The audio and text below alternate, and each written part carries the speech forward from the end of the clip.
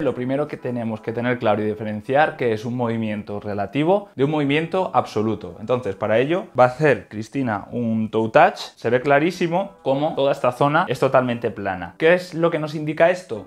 Que en toda esta zona de la columna, puedes subir ya, no hay movimiento relativo, sino que lo que hace es orientar en bloque probablemente 4 o 5 vértebras. Entonces, vamos a hacer ahora... Por ejemplo, vamos a pedir que haga una sentadilla antes de que la hagas y vamos a recordar que en los primeros grados la pelvis sufre una rotación externa, hasta los 60 grados más o menos, hasta los 90, 100 grados una rotación interna y una nutación del sacro, y luego, si seguimos haciendo una sentadilla profunda, vuelve a sufrir una rotación externa. Eso es, perfecto. ¿Vale? En su caso, sube. Los 60 primeros grados los tiene bien, con lo cual ella es capaz de expandir su pelvis, de hacer una rotación externa y contranutación del sacro. Intenta hacer una sentadilla lo más profunda que puedas. Sigue, sigue, sigue, sigue, sigue. Y aquí aparece el butt win.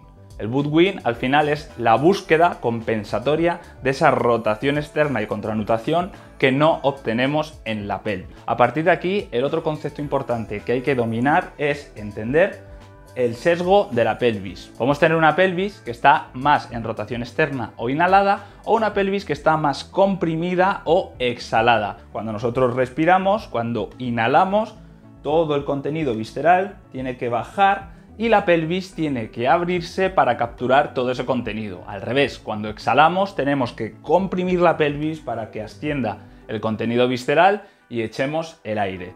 Entonces, esto va a estar muy determinado genéticamente. ¿Qué quiero decir? Que el sesgo de nuestra pelvis, si estamos más inhalados o más comprimidos, va a venir principalmente dado por la genética. Vamos a ver su caso. Lo primero que tenemos que mirar, como hablo en los artículos 3 y 4, es el ángulo infraesternal. Para medirlo tenemos que coger el esternón, ir hasta la apófisis sifoides, que es el final, y coger las costillas de la 7 a la 10, que son las que estarían aquí.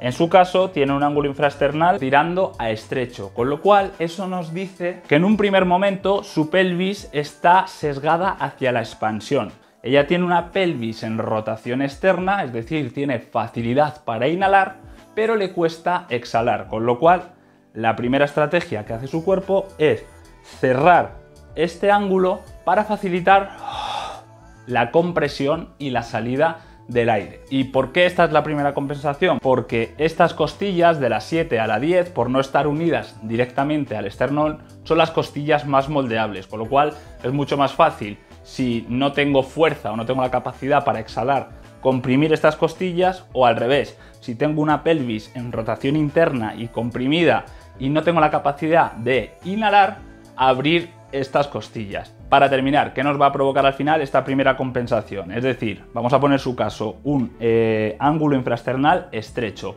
Pues en un primer momento, y digo en un primer momento porque luego puede haber más capas de compensación, un ángulo infraesternal estrecho, vamos a exagerarlo, lo que nos va a provocar es una compresión de la parte anterior del cuerpo. Y al revés, vamos a imaginar que eres un ángulo infraesternal ancho, ¿vale? Abre, busca por respirar, ponte de lado.